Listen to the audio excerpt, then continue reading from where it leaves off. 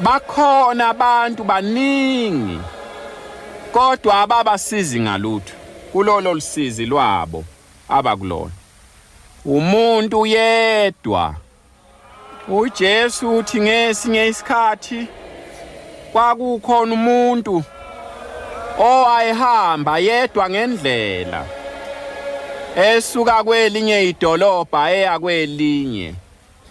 Uthe phakathi nendlela wahlangana nezigebengu zamshaya, zamphuca impahla yakhe, zamshiya nomndondo, zithi ufile. Uthi kwaqhamuka omunye wesizwe sakubo wafike wambona edlula ngendlela. Fike wabuka wanika ikhanda.